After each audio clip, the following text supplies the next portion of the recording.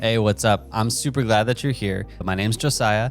I am in the most beautiful place in the world. And I don't necessarily mean the studio, although the studio is pretty nice. Actually, a friend is letting me use it today. I live in the Pacific Northwest. I live in Seattle, Washington. I truly believe that it is the most beautiful place. I mean, what other place has ocean, beaches, forest, rainforest, desert, mountains, rivers, lakes? I mean, come on. All within like an hour drive of the city. There's ferries, there's orcas, there's whales. Come on. But that's not what this video is not about, trying to prove that Seattle's the best. This video is about my story. And what I wanted to do is I wanted to sit down and share and document my journey so far. And I wanted to share with you how I got to where I am now, all the struggles in between, and how I've made it through those, and kind of what's on the horizon for this next year. If you didn't know, I'm a digital content strategist and digital marketing director. That means a lot of things, but basically I integrate into a business or a brand, and I ideate, produce, and execute and distribute content that helps their marketing. If it touches digital content and digital marketing in any way, shape, or form, I do that. You can think of me as like a one-person agency. Now, the question would be, well, why wouldn't you just go to an agency to get your marketing work done? That's a fair question. Joyhouse Creative is different because it is just me. Pricing is going to look different because I'm not a whole team. I prioritize relationship, and so you're dealing with me. Now, of course, for some specific projects or film days, we bring on people because I only have two hands, and so there's a network of creatives that I love and trust that help make Joyhouse projects incredible. But by and large, you're dealing with one person, which reduces costs. You're dealing with one person, which streamlines and cohesifies, if that's a word, communication and creative alignment. We're not trying to spread a bunch of things across a bunch of channels. It's just you and me. And that is the big upside of working with Joyhouse versus a bigger agency. But you didn't come here today to hear me talk about why you should pick Joyhouse. You came for the story. So at the time of this recording, I'm almost a year into my full-time endeavor. And my hope is that this becomes a yearly thing, mostly for myself to look back and kind of mile marker what's happening and what's going on, and just to see the progression over time, to celebrate wins, to celebrate the journey. One of the things that I am not good at is celebrating wins. I've just always been somebody that sees things as a realist. Maybe even you could call me a pessimist sometimes. So if anything, this is an exercise and an opportunity for me. And I'd love to share with you my story and my struggles and kind of how we've overcome those up until this point. So buckle in. I'm gonna take it all the way back to middle school. In middle school, I remember this day so clearly. I was at our youth group kind of church night, and I remember seeing the keyboard player. Now, I grew up playing piano. I took piano lessons for many years. I've been a piano teacher for many years. So anything keyboard related is just, I love, is my jam. I remember seeing this guy up on stage. His name is Roland. So Roland, shout out to you because you changed my life. I remember seeing this guy playing keyboard. He had a laptop next to him. He had some other technology and doohickeys around here. Actually, full stop. Let me just name the gear that he had because I still remember it to this day. He had a Virus T1. He had his MacBook, and he had a Korg Chaos Pad, and he had a Roland guitar. His name is Roland. He had a Roland guitar, and the strap said Roland. Dude was baller. I remember looking at him and what he was doing and thinking, I want to do that. I can do that. And I went up and talked to him, and this little sixth or seventh grade Josiah, nerdy little homeschool kid, and he gave me the opportunity to come onto that band, that team, that worship team. And that changed my life because what I began to learn and what he began to give me was opportunities to discover, to build, to care about details. He sent me home with technology and with keyboards to just learn on my own time and on my own pace. And I just devoured all of that new information and creativity that I was learning. And what that instilled in me was an appreciation for detail, an appreciation for hard work, a love of creating art and creating things that communicate something. I truly believe that music is one of the best mediums for storytelling and communication. And in playing with bands, in writing and producing music, which I've done for years, you learn how to tell stories. In the course of a song, you learn the rise and fall of a story. In the course of a set, you learn the rise and the fall and the flow of what you're trying to communicate. And even as you play your instrument, you're learning how to play with tenderness or with aggression, how to communicate what you're feeling to someone else. And that is where my understanding of storytelling really started to take place. I spent my whole childhood doing stuff like that, and it started to morph into other forms of production. One of my first official adult jobs was working on the technical production staff at a larger church. And so that's where I started to really cut my teeth on anything production and AVL related, live audio, broadcast audio, live video, broadcast video, multi-camera live stream productions, studio and controlled environment video production. And over the next 7 or 8-ish years, from the time I was 18 to about 25, 26, I was in and out of different roles like that in the production space, doing stuff on the side, recording and writing music with friends. And in the middle of that season, I remember having this little seed of thought. What would it be like to run my own production company? Now, at the time, I had no idea what that meant or what that would mean or what that was supposed to look like. I just knew that I wanted to do that, and that's something that I could do. Now, fast forward to the year 2024, my family and I received an opportunity to move up north to Seattle. We lived about an hour south of Seattle, but to move up north into the city to help our friends start and plant a church in downtown Seattle. Now, we took that opportunity, and January 1st, 2024, we moved into our place in North Seattle. But prior to that move, in 2023, we made the decision for me to open and start Joyhouse Creative in preparation for this move that we knew that we were about to make and the career change that we were about to embark on. Now, at the time, Joyhouse Creative had no identity. I thought it had an identity, but really, it had no form. It had nothing. It was, hey, what do you do? Well, what do you want me to do? I can do anything. The first couple years of Joyhouse Creative was just me working random jobs and beginning to ask myself those important questions like, what is this business? Who do I serve? What do I do? And how do I package that? I remember my very first client was a friend of mine, and I recorded an audio voiceover for some government video. It's kind of cool. It's not video production, but it was something I could do. And then my first, I would call this my first big kind of actual job client or whatever.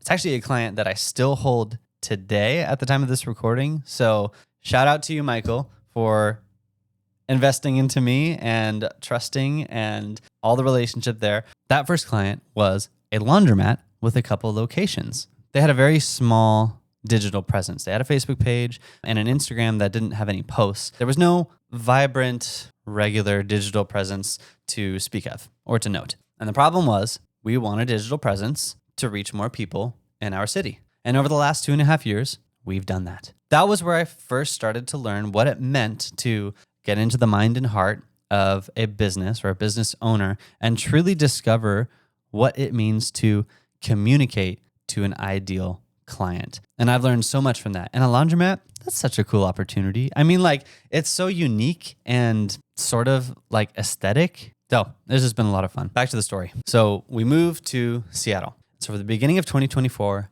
to the middle of 2025, I worked Joyhouse Creative part-time. And my other part-time work was random audio gigs. I worked as a barista at Starbucks for a while and whatever else I could do while still just doing Joyhouse Creative on the side. And that season of my life is easily one of the hardest, if not the hardest seasons and lowest seasons of my life. It also had some of the biggest highs of my life. My second child was born. I watched as my wife stepped into some crazy new opportunities for her career. I'm gonna grab my coffee really quick because now we're getting more real.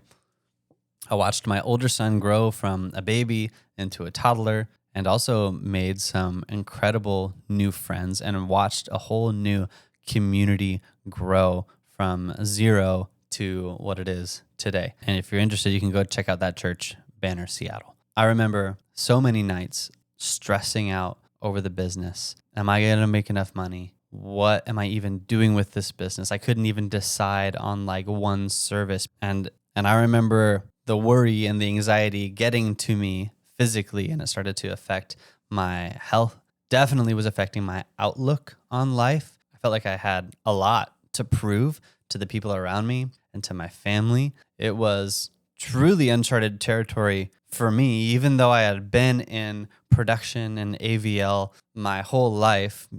Music was still my home and like where just like all that comfortability and familiarity and passion is. But I still had this passion and excitement around production and content and all that kind of stuff. I just could not figure out how to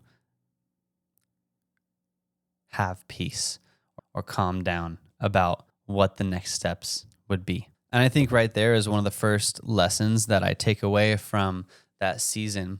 Now, I will never underestimate the power of community and the power of friendship and the power of family. It's so easy for me to get in my head and to start just getting into a cycle, a reoccurring, going around and around and around cycle. To get out of that, I needed to be around and with and invest into people, both my family and friends and just community in general. The power of that is so important to health, just in general, to physical health, to emotional and mental health. It regulates things.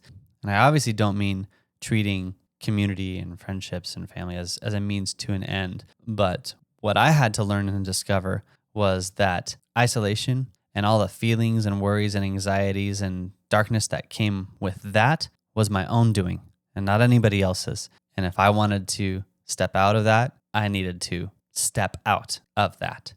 In the middle of 2025, we made the fateful decision as a family for me to jump into Joyhouse Creative full time. One of the scariest decisions I've made. Huge shout out to my wife for the encouragement and the ability to just be okay with taking a big jump and a big risk. And so now it's been about 9 months since then, at the time of this recording, since jumping into Joyhouse Creative full time. If I could boil it all down to 2 things that I have learned and I'm taking away from this year that I want to take into the next, it's this. Number 1, I am a Christian and I believe in a God that provides. And when I live a life that is submitted to God, and even with my business, when my business is submitted to God, meaning that the success of it is submitted, the failure of it is submitted, then it's going to be okay. And I've had to learn how to release anxieties, release worries, work hard, but release anxieties to God, knowing that the rise and the fall of a business does not mean the rise and the fall of the worth and the value of who I am intrinsically. My value and worth is in something else, and it is not in a business. Business is highly volatile, especially for me stepping into something that I sort of had never done before. I've been a piano teacher for a very long time, so I'm not all unfamiliar with entrepreneurship or like running your own thing, but this is something completely beyond and new for me. And I've had to learn to settle my heart again and again, re-put my identity in something other than the business. Continue to grow in skill and talent and relationship and everything that you need in order to be successful in this space. But my identity as a person is not Joyhouse Creative. And the second big lesson that I've learned that applies to my niche and marketing and all that kind of stuff is this. All marketing, this is my spin on it. This is my way of saying it. This is nothing new under the sun by any means. But all marketing is a form of relationship. There is no relationship that doesn't exist without communication.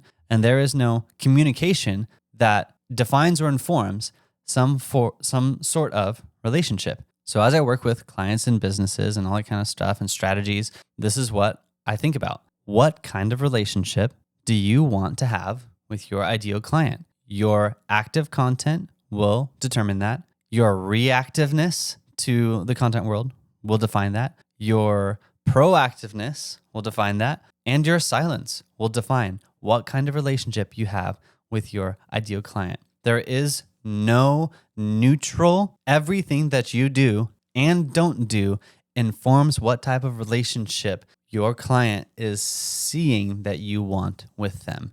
Do you want them to be a lifetime customer? Do you want them to be a one-time buyer? Do you want them to really trust you? Starting there helps to clarify and answer a lot of things down the pipeline. And so I'm taking those things into this next year. And I hope that when I sit down to do a year review again next year, if I have grown in being present and loving my family, my friends, my community, and if I have grown in care and really a form of love for the clients that I get to serve, and if I have grown more settled in my heart about the rise and fall of business, then I would count all of those as huge wins. So, Josiah, when you're watching this next year, that's what we're going for. Not phenomenal financial success, not the biggest, craziest campaign ever, but presence, love, and peace. That's the win.